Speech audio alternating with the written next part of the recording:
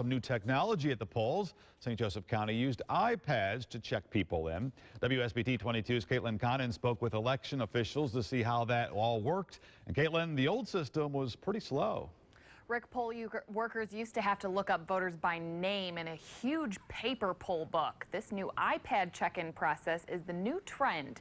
Counties from Arizona to Maryland are using it. With such a positive turnout yesterday, the election board is ramping up for another big turnout for the general election. Voters are hard to predict. Terry Rethlake says she had no idea yesterday's primary would be such a hit. Nearly all of the presidential candidates have been in Indiana in the past week, and voters were eager to have their voices heard.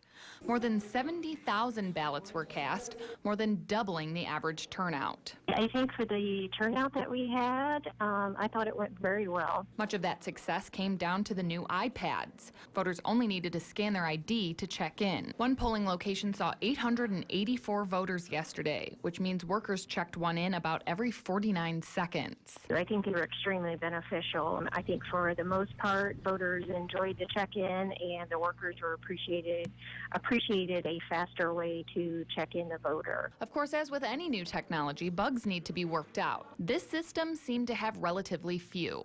The biggest issue poll workers reported was voters accidentally choosing the wrong party's ballot. And that was an easy fix. We just reset the voter, and the voter was given the correct ballot that they wanted. For the general election, Rethlake hopes to shorten the long lines some voters saw yesterday. I think probably what will happen is the bigger precincts that were adjoined for this election will either get more iPads. Well, probably instead of one, we'll have two iPads, and we might do some rearranging of some of those.